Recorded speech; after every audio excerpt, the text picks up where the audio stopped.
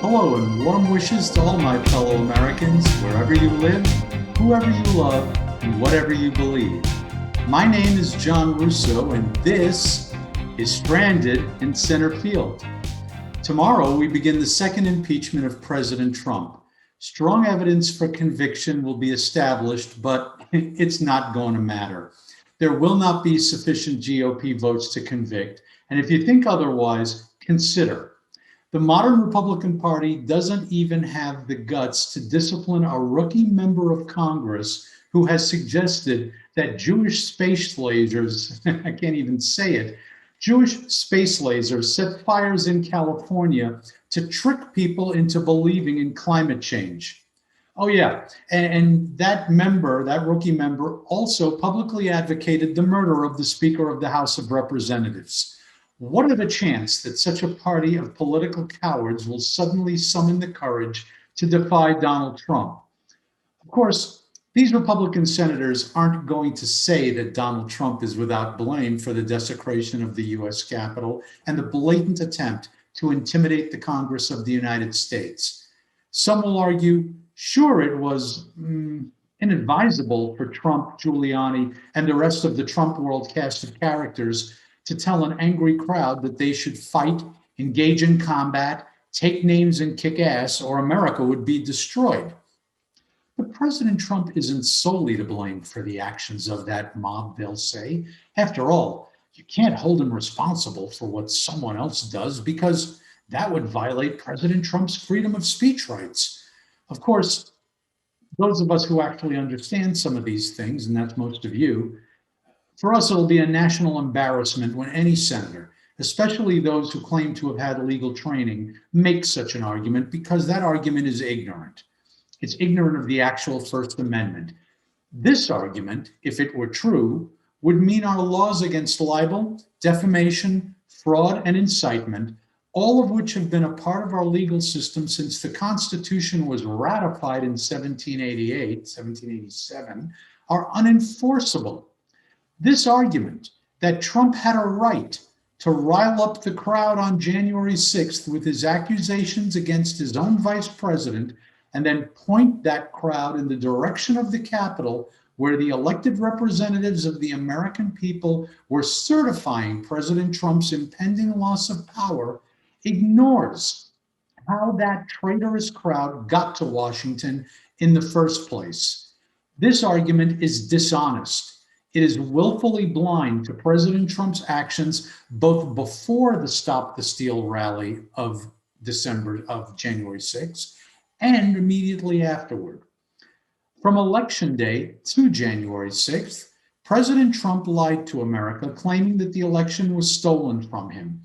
And it was the repetition of that big lie, that the election was rigged, and Trump's open efforts to assemble a menacing crowd in D.C. on the day Congress would confirm the election results, it's that brought about the disgrace of January 6th.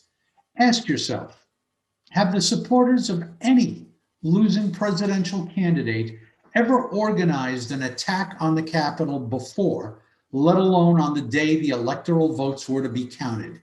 These things don't just happen like the weather. The mob that went looking for Nancy Pelosi and Mike Pence didn't just show up after stopping off at McDonald's. They were told to be there, and they were told by Donald Trump himself that it was going to be wild. And what of President Trump's inaction during the attack on the Capitol? The disclosures that I believe will happen in the impeachment trial of the actual facts of Trump's willful abdication of his duties as president is the part of the impeachment trial that will forever render Donald Trump a villain in American history. Even if you believe that he had no responsibility for provoking the Capitol attack, how do you explain the hours of inaction to mobilize assistance to a co-equal branch of government that was under siege? The answer, you cannot. So tomorrow the facts will be clear, and the Republicans will either justify their vote not to convict because freedom of speech, or more solemnly, because the Constitution doesn't allow impeachment of a president who has already left office. Now, that latter argument would be laughable if this weren't such a serious matter. If that timing argument were true, then a sitting president who tried to overthrow the government of the United States because he lost re-election could not be punished by Congress. That's because if, as in this case, such a coup failed, the traitor would be out of office and therefore sheltered from the consequences of their sedition. On the other hand, if such a coup succeeded, then there could be no impeachment because our democratic republic will have come to an end. Donald Trump has been remarkably quiet these past several weeks in anticipation of this impeachment vote, but when he is acquitted, you should expect that silence to break like wind.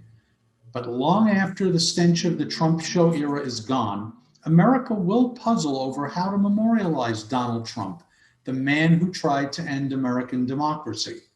I'd like to make a modest proposal to those future Americans based upon some history from the Middle Ages. Marino Faliero was the 55th Doge of Venice. This was back in the 14th century, and, like the American president, the Doge was the elected head of the government of the Venetian Republic. Soon after his election as Doge, Faliero's portrait was added to the portraits of all of his predecessors, all 54 of them, that were painted on the ceiling of the hall of the Great Council of the Doge's palace. Soon after taking office, early in his term, Faliero organized a coup against the Venetian Republic. The plotters of the coup, though, they were disorganized and chaotic, and the overthrow attempt failed miserably. As a result of his attempt to destroy the republic he had sworn to protect, Faliero was condemned to damnatio memoriae, or, in English, damnation of memory. Accordingly, his portrait displayed in the hall of the Great Council in the Doge's palace was removed, and the space painted over with a black shroud with his name on the shroud. That shroud painting can still be seen in the hall today. Likewise, Donald Trump, a president who actually asked about how he could get his likeness onto Mount Rushmore, should be damned in memory. No likeness of him should ever appear in the Capitol or the White House. No federal facility, civilian or military, should ever be named for him or any member of his family who participated in the rally of January 6, 2021. And finally, any official portrait of Donald Trump in the National Portrait Gallery should reference in some meaningful and negative way the seditious events he encouraged at the end of his term. He should be, like Judas in Jesus Christ Superstar, damned for all time. That would be the most fitting punishment of all. That's it for this week. Thanks for watching. Please leave your civil comments and suggestions below. This is John Russo saying, I'm not stranded, and neither are you. There are millions of us Americans standing together here in Centerfield. Until next time.